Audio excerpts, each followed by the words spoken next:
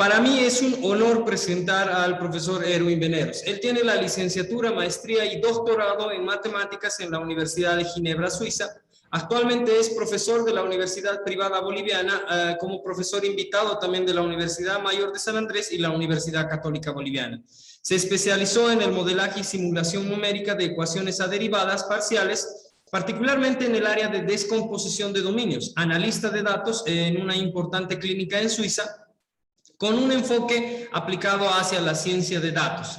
Últimamente ha trabajado como consultor para el Ministerio de Salud con el objetivo de hacer modelos matemáticos y simulaciones numéricas para calcular los infectados y decesos por COVID-19. Es un honor presentarlo, estimado profesor Erwin Veneros. Profesor Veneros, un gusto de tanto tiempo. Un gusto, doctor. Un placer. Muchísimas gracias por su participación. Un gusto. Muchas gracias, doctor, en todo caso. Adelante, profesor Veneros. Muchas gracias. Sí, bueno, primeramente agradecer por la invitación. Y estoy menos de un año en Bolivia y me alegra estar presente en este congreso. Sería mi segundo congreso en Sobolmat. Y bueno, voy a hablar de un tema en el que he trabajado un poco en el ministerio. Voy a hablar de los modelos matemáticos aplicados a compartimientos aplicados a la epidemiología. Sí. Entonces voy a empezar a decir, bueno, estos son unos modelos a largo plazo, ¿no? Son modelos que nos sirven para modelar el comportamiento de cualquier enfermedad infecciosa que pueda producirse. ¿Sí? Entonces, vamos a empezar por algunas ideas sencillas y las vamos a ir complicando cada vez más hasta encontrar cosas bastante complicadas y bastante probablemente útiles hoy en día, ¿no? Entonces, ¿cómo se propaga una enfermedad?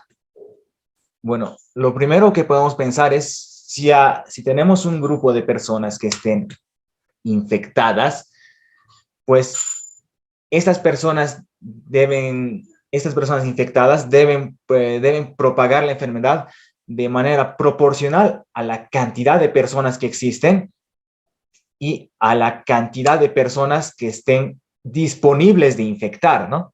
Entonces, nuestra primera remarca va a ser decir que la cantidad de infectados o la variación de infectados debería ser proporcional a la cantidad de infectados y a la cantidad de personas que falten por infectar, ¿no? Entonces, decimos que en toda la presentación vamos a tomar la cantidad de personas posibles a infectar como una constante, ¿no? Es decir, no hay nacimientos o no hay decesos fuera del control de lo que estamos haciendo, ¿ya? Entonces, mantenemos la población constante. Bueno, a este conjunto de personas que faltan por infectar les vamos a dar un nombre, les vamos a llamar susceptibles, ¿no? Entonces, nuestra primera idea es decir que la cantidad de infectados que puede haber tiene que ser forzosamente proporcional a la cantidad de infectados y a la cantidad de susceptibles, ¿no? Perdón, Erwin. Delta ahí es una diferencial, ¿verdad? ¿O es un laplaciano? ¿O qué? Sí, debería ser una diferencial, pero podemos interpretarlo bastante bien como una ecuación de diferencias nomás. Sí, está bien, sí, eso ahora entiendo. Gracias. Sí. No, sí, eventualmente ese delta t lo vamos a poner igual a 1 y nos da una ecuación de diferencia sencilla, ¿no? Pero sí es un diferencial, ¿no? Y de ahí podemos expresar que la cantidad de infectados en la etapa t, en una etapa posterior, es la cantidad de infectados en una etapa anterior, más esa proporción que hemos dicho, ¿no? Ahora, una última remarca que podemos poner es que esta constante que estamos diciendo, esta K, la podemos colocar como una probabilidad de contagio que divida a la cantidad de la población disponible, ¿no? ¿Y esto por qué? Porque si hay muy pocos infectados o hay muchos susceptibles, en este caso, entonces esa constante debería ser muy, muy pequeña, pero deberíamos normalizarla respecto a la población, y esto nos da nuestra primera ecuación, y esta ecuación que podemos expresarla de esta manera, bastante intuitiva, sencilla. Entonces, una probabilidad de contagio por la cantidad de infectados, por los susceptibles, y normalizado entre el total de la población. ¿Ya? Entonces, más adelante vamos a construir, gracias a esto, algunas cosas, ¿no? Entonces, es lo que podemos llamar un contagio elemental. Simplemente modelamos la cantidad de infectados y evidentemente se observan las curvas que tenemos ahí. Entonces, de principio un crecimiento prácticamente lineal que se convierte en exponencial y posteriormente otra vez lineal hasta alcanzar la totalidad de la población a infectar, ¿no? Entonces, es un pequeño ejemplo con los K. Evidentemente, si tenemos una población de 1000, el K debe ser bastante pequeño, ¿no? Ahí están con 2 K diferentes. Evidentemente, si el K, la proporción es más grande, el contagio es más veloz, ¿no? Y ya habiendo hecho eso, podemos añadir una nueva variable, que es la variable de los susceptibles, ¿no? Entonces va a ser completamente simétrica esta curva a la curva de infectados, ¿no? Entonces, comenzamos y tenemos esto. Ya tenemos entonces la cantidad de susceptibles, que en la práctica es la cantidad total menos la cantidad de infectados, y de ahí es que tenemos esta curva completamente simétrica, ¿no? Entonces, podemos ver que en más o menos 25 días en el primer caso se infecta la totalidad y en el otro en unos poco más de 15, ¿no? Entonces, ahí vemos la remarca, cómo hemos descompuesto esto de esta manera. Ahora, coloco esta ecuación porque esta ecuación es muy sencilla de implementar en cualquier dispositivo. Puede ser bien un Excel, puede ser bien MATLAB, puede ser un Python, cualquier cosa, esta ecuación podemos colocarla tan sencilla como es. Pero ahí nos hemos ido con 2 cosas. Ahora nos vamos a ir a hablar de un modelo a compartimientos. Como hemos visto la anterior vez, hemos modelado los infectados, pero de hecho los infectados provienen de los susceptibles, ¿no? Entonces tenemos una cajita de susceptibles que nos da hacia los infectados, y le quiero añadir ahora un tercer compartimiento, los que voy a llamar recuperados, ¿no?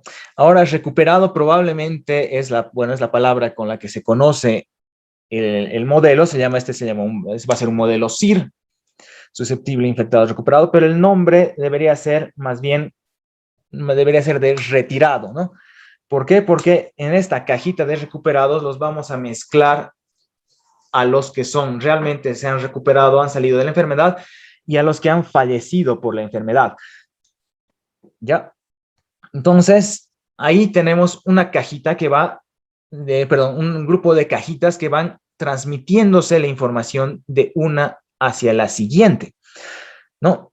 Entonces, esto nos da nuestro primer modelo con las siguientes premisas, ¿no? La población N es constante. Despreciamos cualquier muerte o nacimiento por causas externas a la enfermedad en el modelo, ¿no? Normalmente esto suele ser correcto cuando decimos que es muy a corto plazo, ¿no? Y poblaciones relativamente pequeñas.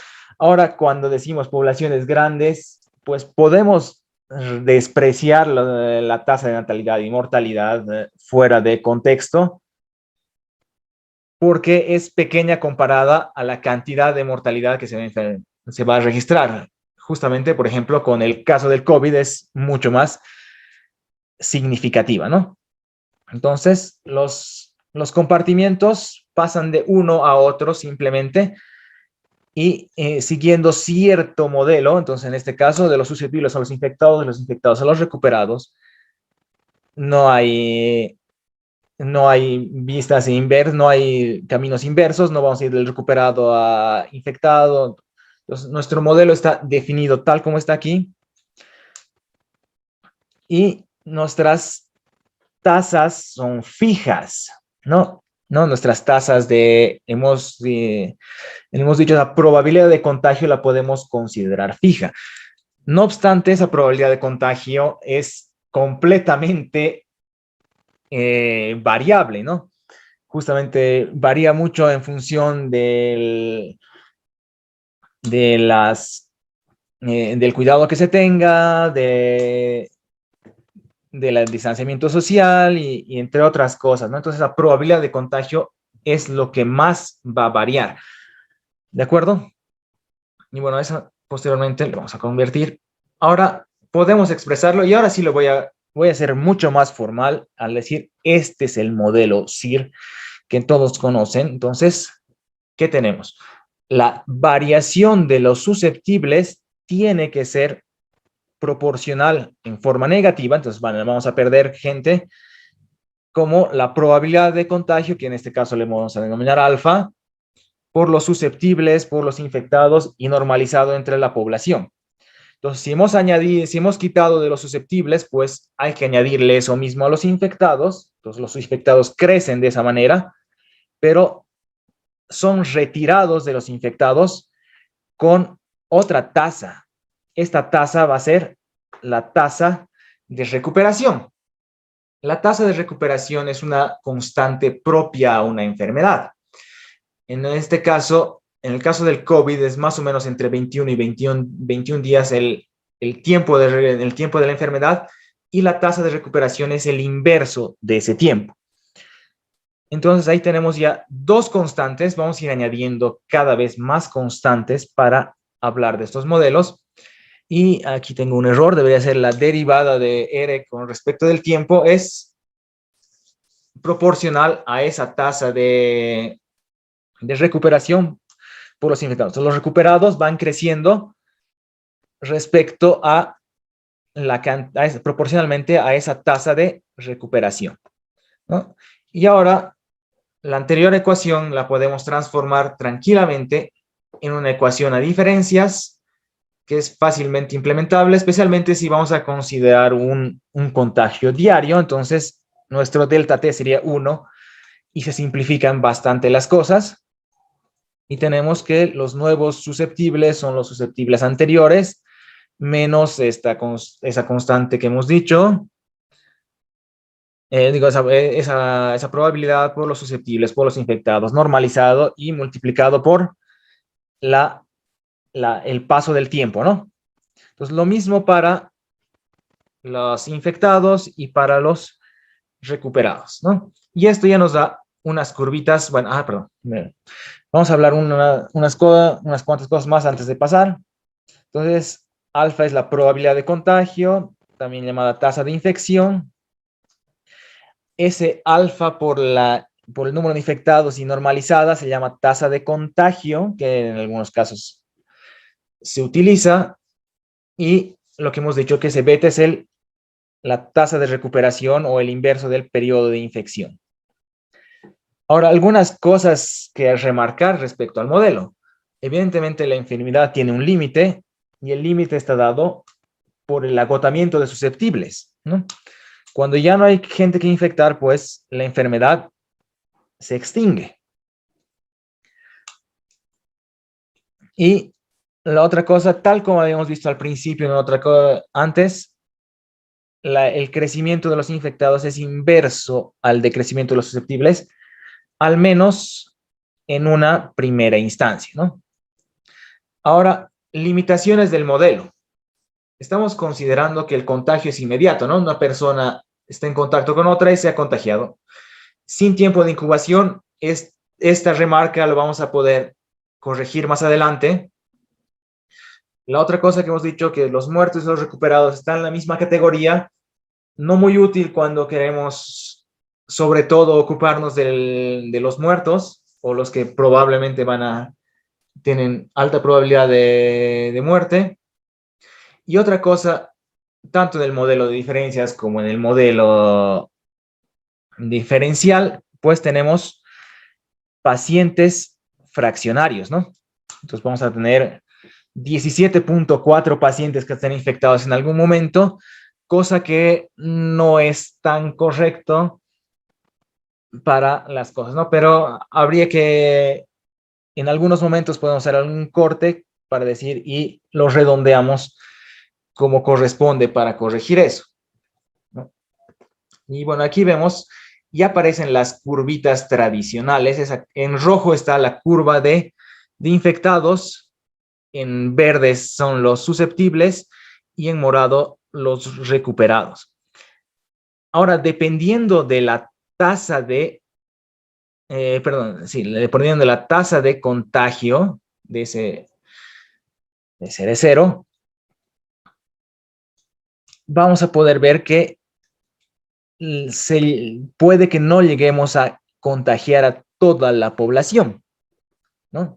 Es posible que la enfermedad se muera sin necesidad de que haya contagiado a toda la población.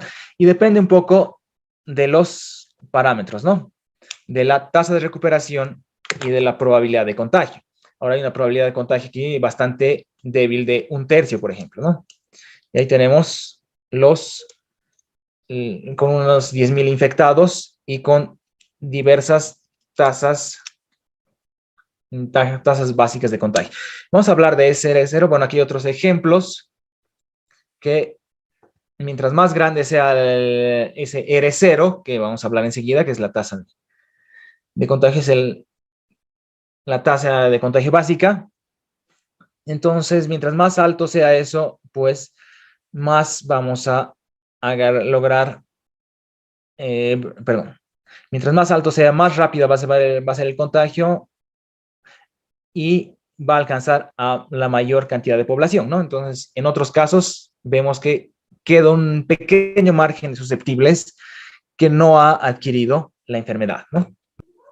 Vamos a hablar un poco de esa tasa de reproducción básica, ese R0 que he colocado.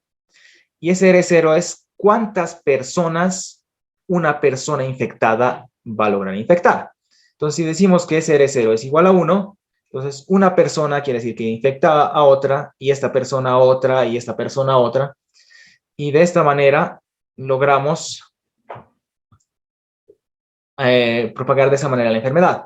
Entonces, en cambio, si tenemos un R0 de 4, quiere decir que esta persona infecta a 4 y cada una a 4 y cada una a 4, pues es el crecimiento exponencial que se logra, ¿no? Entonces, vamos a decir que si una enfermedad tiene una tasa de reproducción básica inferior a 1, pues esta enfermedad está controlada y va a ser fácilmente, se va a extinguir fácilmente, ¿no?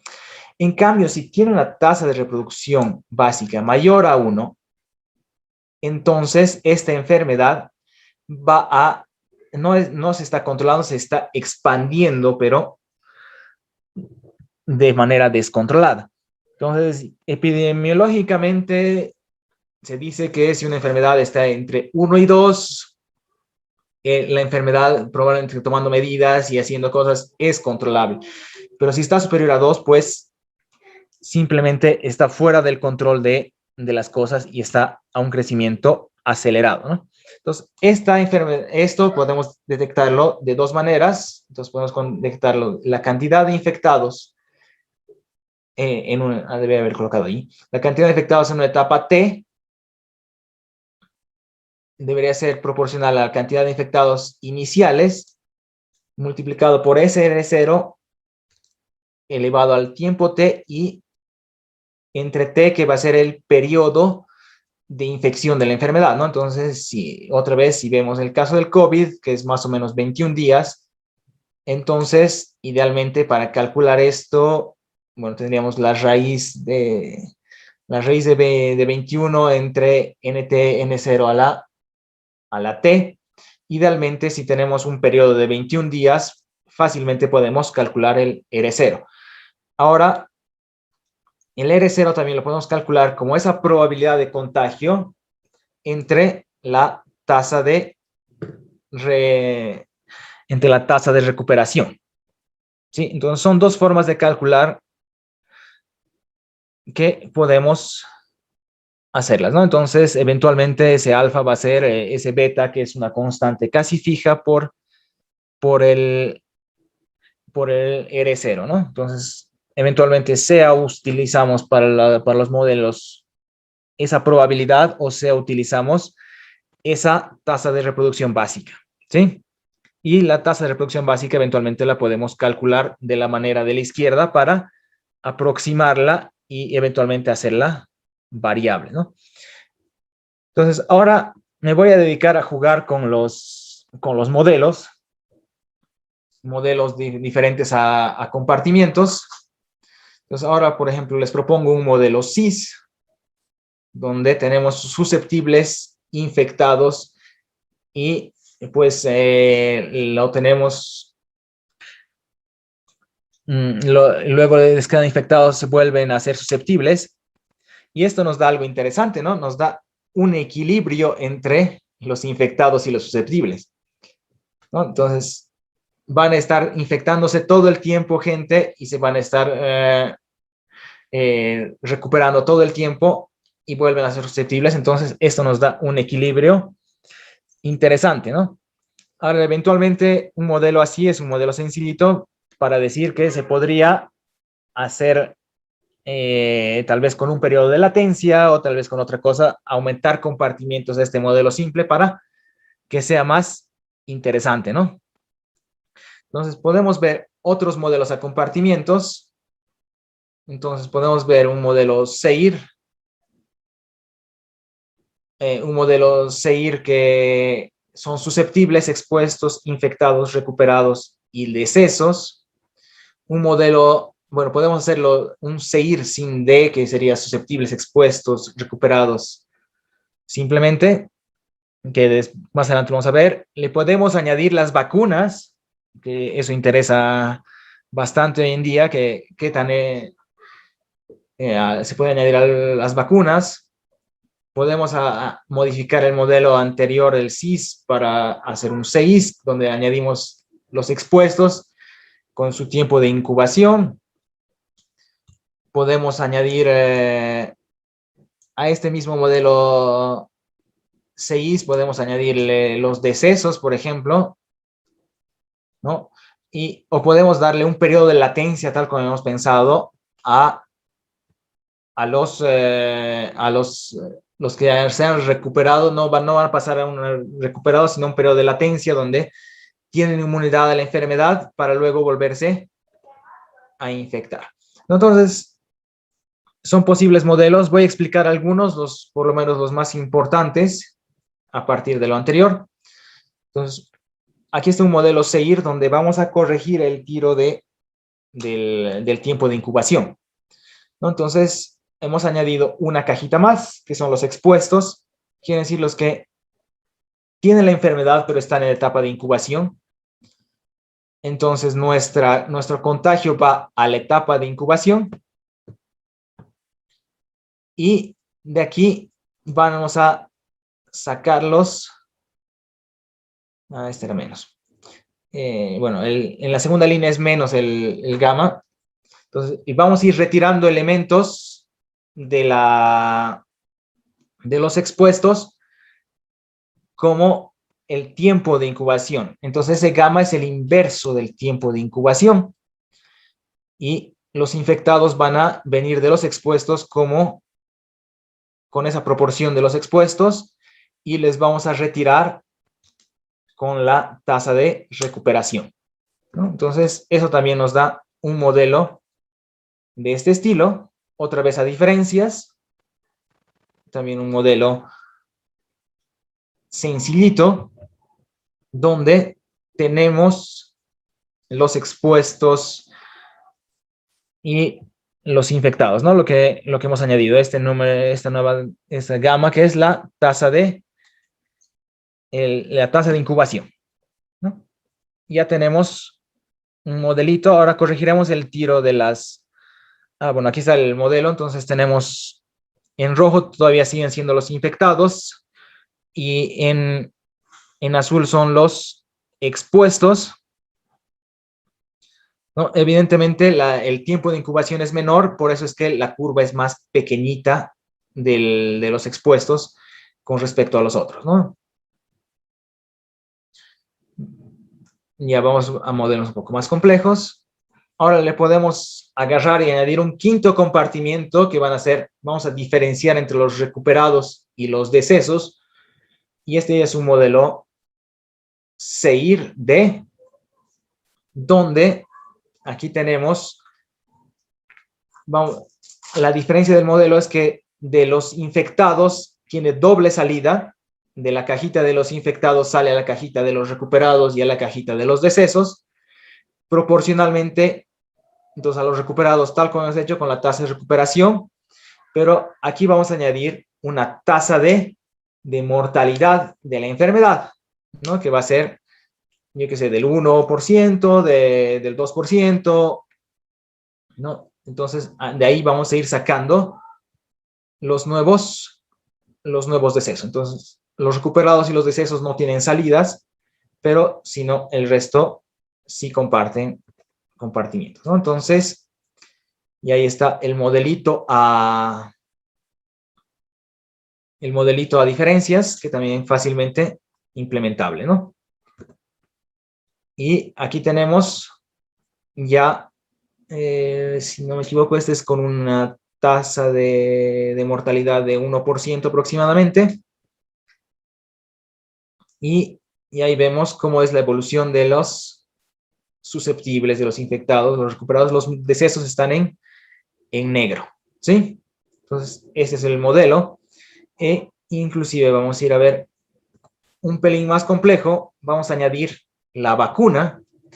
Podemos añadir la vacuna y ahora van a aparecer una doble constante. Va a aparecer aquí. Vamos a sacar de la caja de susceptibles directamente a la caja de los recuperados. Ahora no hemos añadido un compartimiento adicional. Simplemente no hemos añadido un compartimiento adicional, sino simplemente hemos agarrado y hemos dado una salida adicional a los susceptibles para colocarlos directamente en los recuperados, ¿no? Y esta eta y esta zeta van a ser, por un lado, el tiempo estimado de vacunación de la población. Ese eta es el tiempo estimado de la población, y ese zeta es la eficacia de la vacuna, ¿no? Entonces, las dos cosas se van a...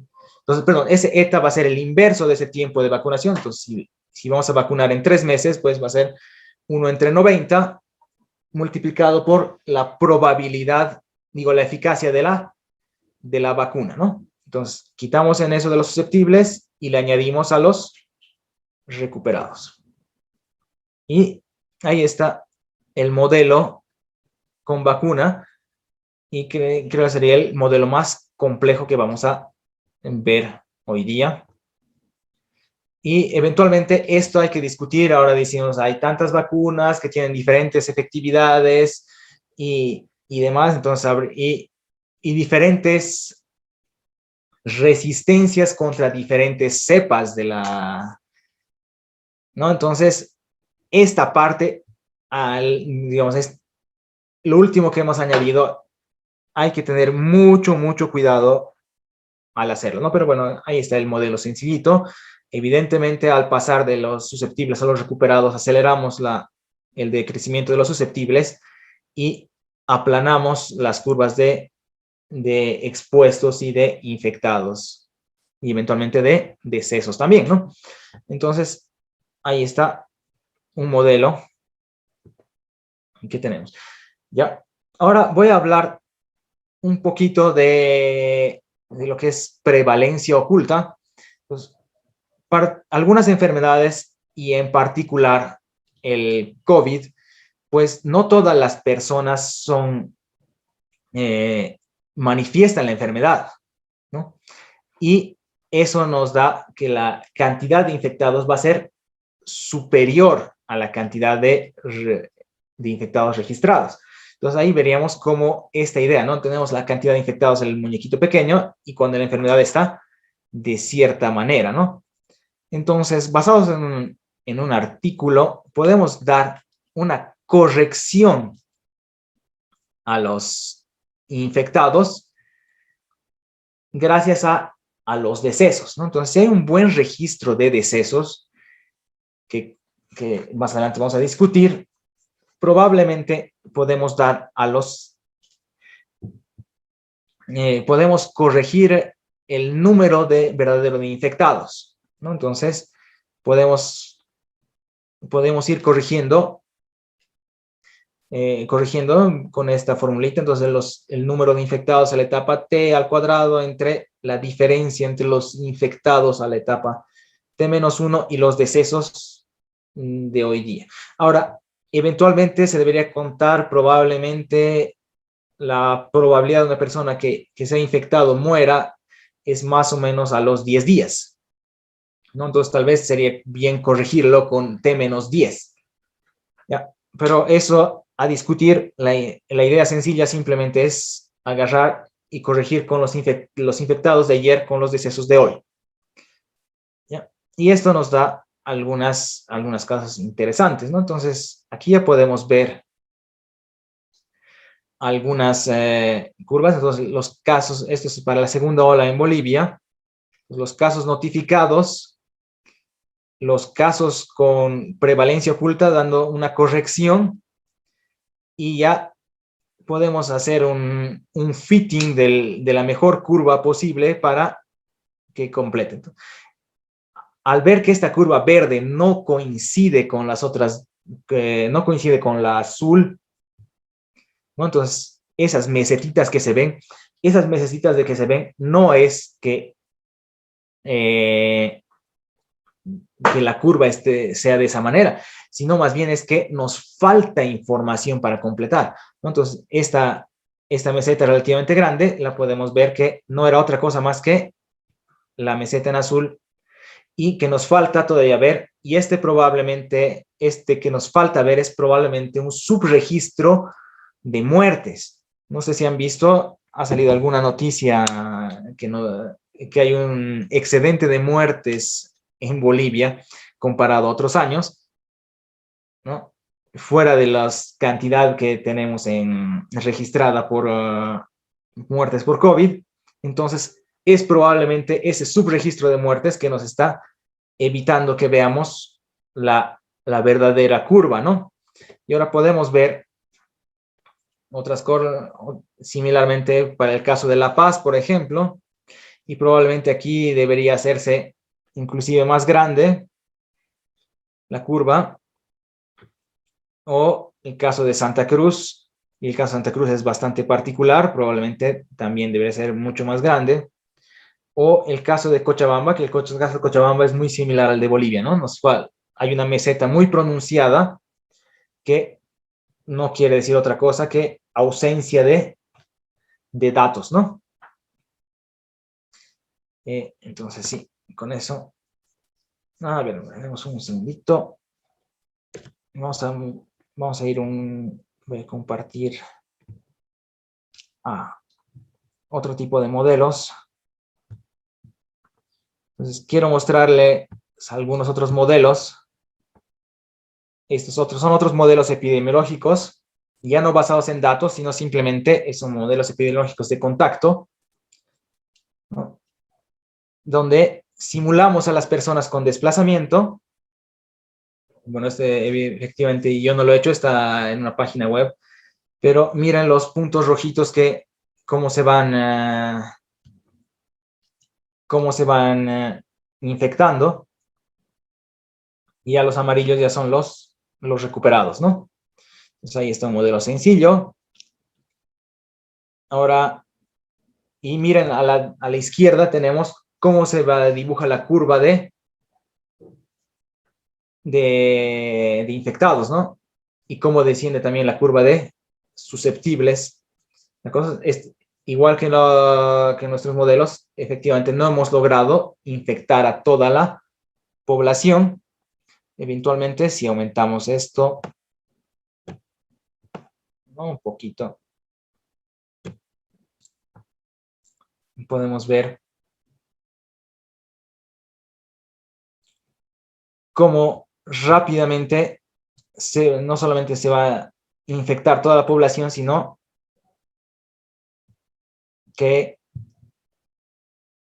en muchos menos tiempo se van a infectar todos, ¿no? Y siguiendo un poco el juego, podemos agarrar, ¿qué pasaría si, por ejemplo, hay lugares donde se reúne mucha población? Puede ser mercados, una estación, aeropuertos, cosas así, y vemos que cómo acelera el contagio esos centros de reunión, ¿no? Entonces, por eso tanto se habla del distanciamiento social. Bajaremos a una tasa de infección menor. No obstante, el hecho de que mucha gente concurra a un solo lugar ayuda bastante a la propagación de la enfermedad, ¿no? Y ahora vamos a ver ahí. Y aquí podemos verlo con comunidades, cómo se van haciendo no sé si tenemos comunidades pseudo separadas con una baja probabilidad de que vayan de una a otra, bueno, una pequeña probabilidad, no diremos baja, pero cómo se va propagando en comunidades más pequeñitas, ¿no? Y gracias justamente al transporte, ¿no? Entonces también estas cosas son las que justifican medidas de distanciamiento social, medidas que tanto, que tanto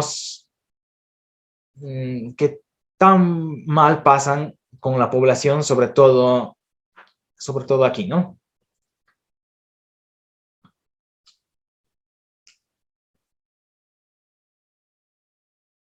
Está.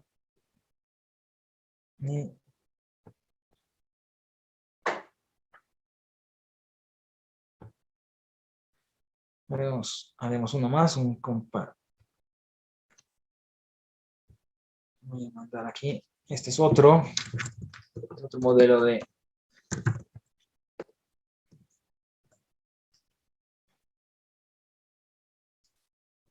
¿Se ve? ¿Se ve el gráfico o no? En el gráfico no está, se ve el prompt de MATLAB. 2 segundos. Voy a compartir toda la pantalla entonces.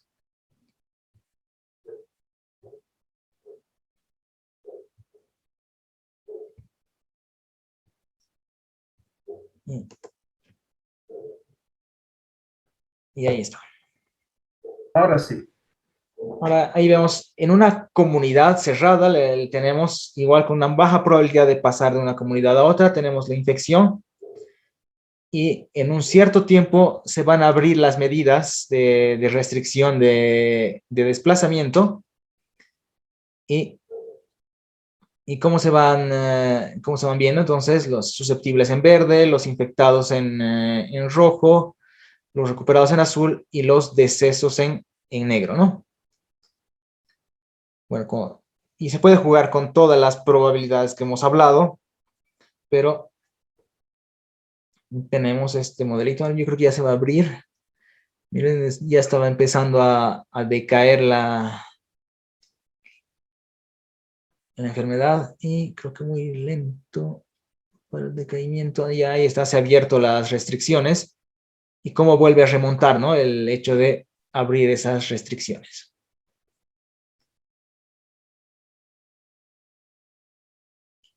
¿No? Ahí está cómo remonta.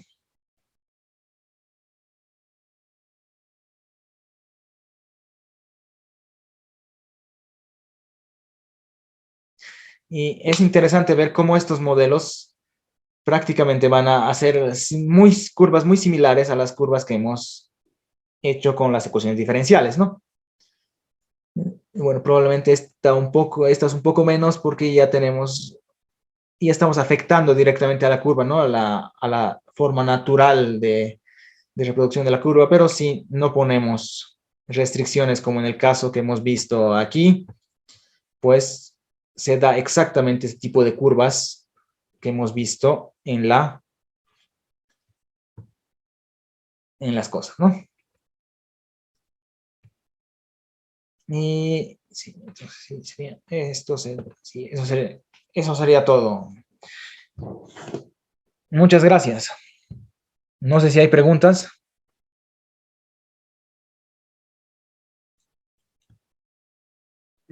Erwin, Adelante, Santiago. ya, Erwin, primero felicitarte por la brillante participación. Yo me salí 5 minutos, tuve una llamada, pero yo tengo algunas preguntas, más que todo preguntas, curiosidades, ¿no? Recién esta semana, la anterior semana, cuando se tuvo ese partido del clásico de Cochabamba, y dime, ahí de alguna manera alguien ha utilizado este modelo que tú tienes para autorizar esa. Bueno, yo fui, por supuesto, al estadio. ¿Y se habrá utilizado este modelo para tomar esa decisión? Porque el estadio estaba lleno, ¿no?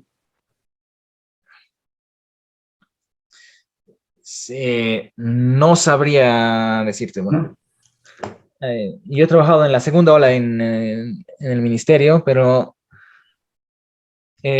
normalmente las decisiones de apertura y demás es un consenso entre la gente que hace datos y la gente y las exigencias poblacionales, podemos decir, ¿no? Es decir, Claro.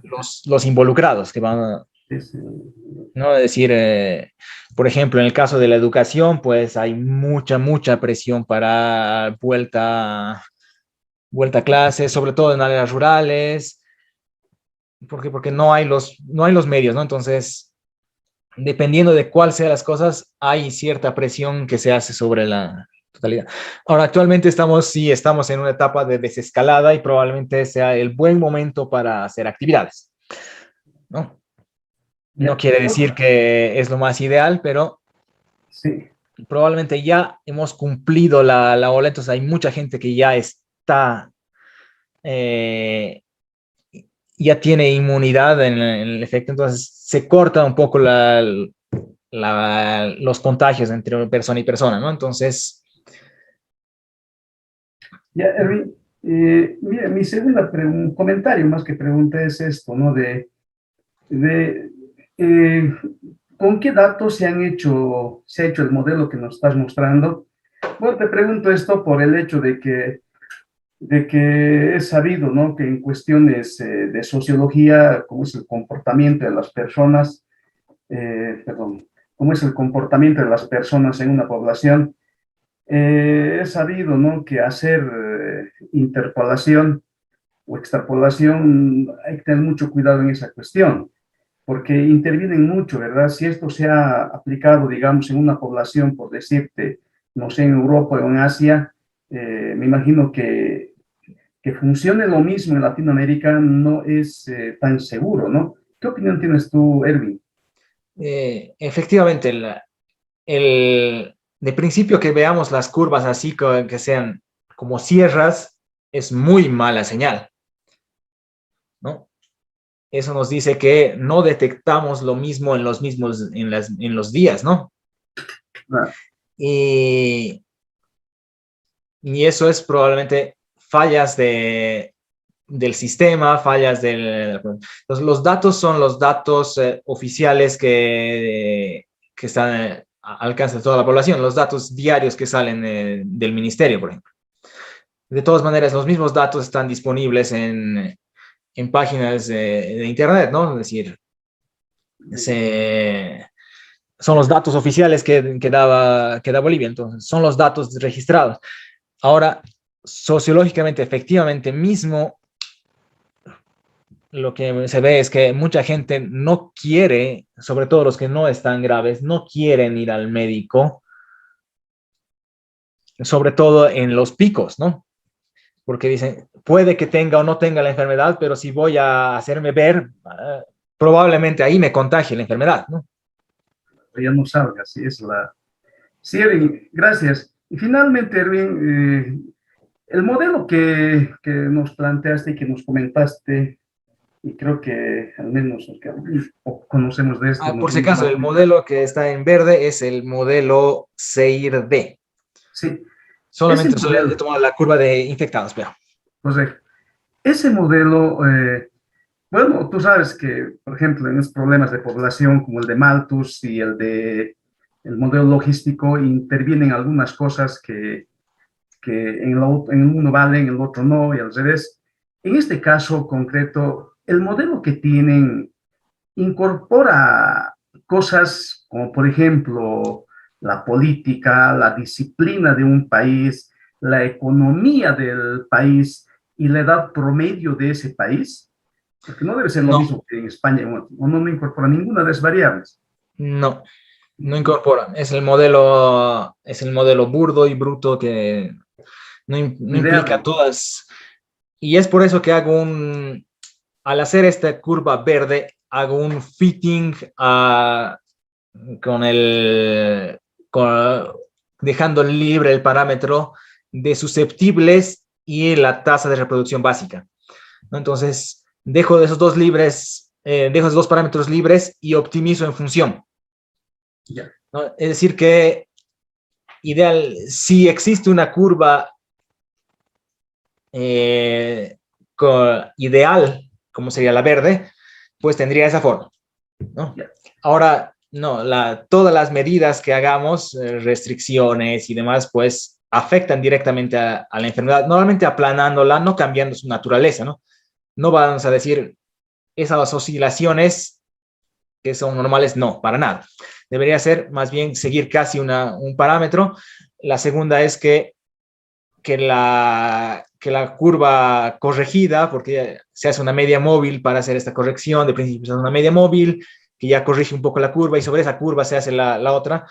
Esta curva azul debería tener más o menos la forma de la verde, porque es como se propaga la enfermedad, mismo que haya restricciones, debería hacerse así, ¿no? Entonces, eso nos está indicando las mesetitas. Y en la primera ola, esa meseta enorme, pues tampoco correspondía, ¿no? Entonces, probablemente ha sido mucha mayor la población infectada que lo que se ha detectado, ¿no? Gracias, Eric. Perfecto. ¿Otras preguntas? Erwin, una consulta. Adelante. ¿Qué modelos o qué paquetes utiliza para simular estos modelos? Por favor, si nos puede compartir en el chat. Gracias. Sí. Ya, y yo he hecho dos cosas. Estas gráficas que vemos aquí está hecho en MATLAB. Entonces, primordialmente, y yo hago en MATLAB, bueno, me agrada hacer en MATLAB. No obstante, también he implementado los mismos modelos. Este es un modelo diferencial. El que está hecho hasta aquí es el diferencial. He agarrado y he utilizado las herramientas de MATLAB o de 45 para resolver y demás. No queda mal, lo hace bien. Ahora, el modelo de diferencias, que es súper sencillo implementarlo, los tengo en Excel también disponibles, ¿no? Entonces, el CEIR, el CIR, el CEIR-D, los tengo en Excel porque no es mucho más difícil de implementar, ¿no? Y también, por esa misma razón, también lo tengo en Python. Entonces, Excel para poder compartir con otras personas, que es mucho más fácil de compartir, y el Python porque también lo utilizo bastante hoy en día, ¿no? No sé si eso responde a la pregunta o era específicamente era sobre los códigos o sobre los paquetes. Los códigos los he desarrollado en función de de principio el CIR, bueno, todos los códigos los he desarrollado en función de las ecuaciones diferenciales. Esta corrección de prevalencia oculta en función del artículo mencionado, ¿no? Y la curva verde es también corrección hecha en MATLAB con optimización de Neldermid. Gracias, Erwin. Ya. ¿Alguien había levantado la mano? Perdón.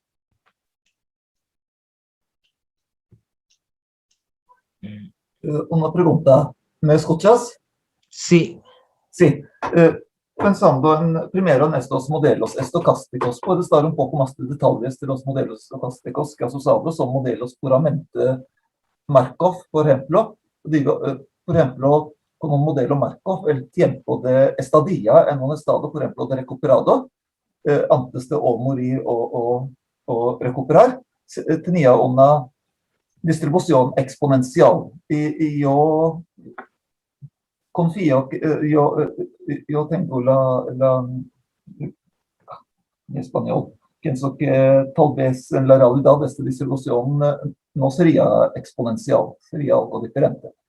Y como, yo no sé si hay muchos datos de este tiempo de retención, pero hay maneras de modelar esto, o también hay una manera con los modelos basados en ecuaciones diferenciales, de alguna manera representar o modelar este tiempo de retención en un estado de retención como infectado antes de recuperar. ¿Está claro? Creo que no he seguido bien la pregunta, pero efectivamente se puede, son estos modelos determinísticos, ¿no? Entonces, sí, efectivamente un modelo estocástico puede añadir cierta variabilidad a esto que le podría dar otro peso, ¿no? Entonces, sí, son modelos, mal que mal, son modelos sencillos, ¿no? Mismo el último que hemos visto están completamente determinados, ¿no? Pero hay campo para mejorías en muchos aspectos, ¿no? El límite de este tal vez es la calidad de los datos, más que todo. Sí, el principal problema de cualquier cosa que hagamos son los datos, definitivamente, ¿no? Entonces, sí, si los datos, número de infectados, número de recuperados, número de decesos no son fiables, pues ya tenemos un problema y ahí vemos que es difícil hacer el seguimiento y hacer el control, ¿no? Sí.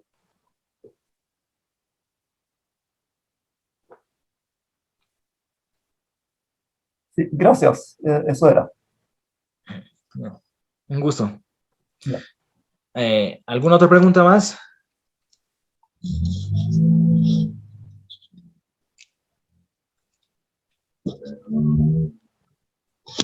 Creo que ya no hay más preguntas más, estimado profesor. Si alguien tiene alguna otra duda o consulta más, sírvase simplemente activar su micrófono, por favor. Profesor Erwin, una consulta adicional. ¿Será Adelante. que con la matemática se puede predecir, digamos, un fin para este problema del COVID-19?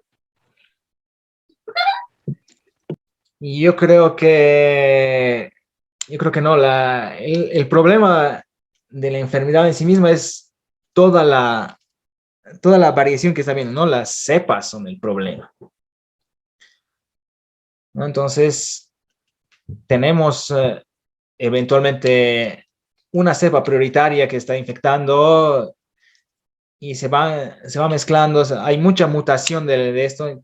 Y probablemente las predicciones que hay respecto a esto, es decir, van mucho hacia que se va a volver una enfermedad endémica como la influenza, por ejemplo, ¿no? Probablemente endémica y estacionaria, ¿no? Entonces, probablemente en función de la población haya estaciones donde haya COVID y con diferentes estados, ¿no? Es decir, diferentes mutaciones respecto al lugar, ¿no? Al lugar y demás.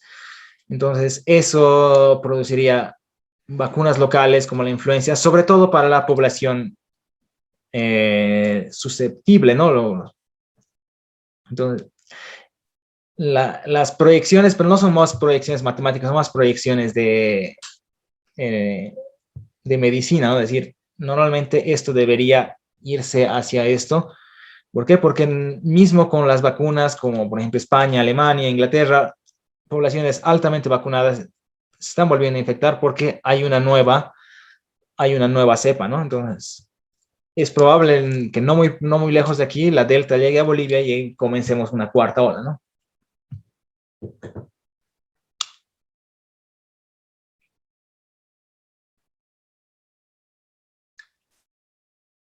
Lo que más bien harían los modelos es tratar de predecir la duración y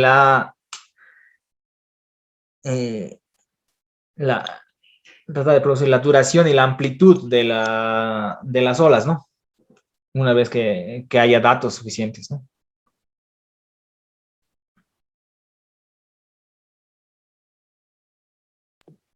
Muchas gracias. Está bien.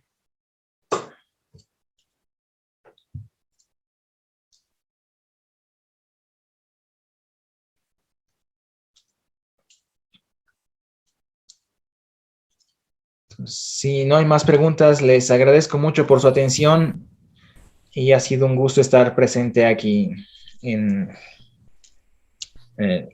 ¿cómo se llama? En esta ponencia. Muchas gracias. Estimado profesor Veneros, ha sido para la Sobolmat y para este congreso un placer el tenerlo durante esta conferencia. Ha sido brillante. Muchísimas gracias. Ha sido muy, muy interesante. Estoy seguro que todo el mundo piensa lo mismo.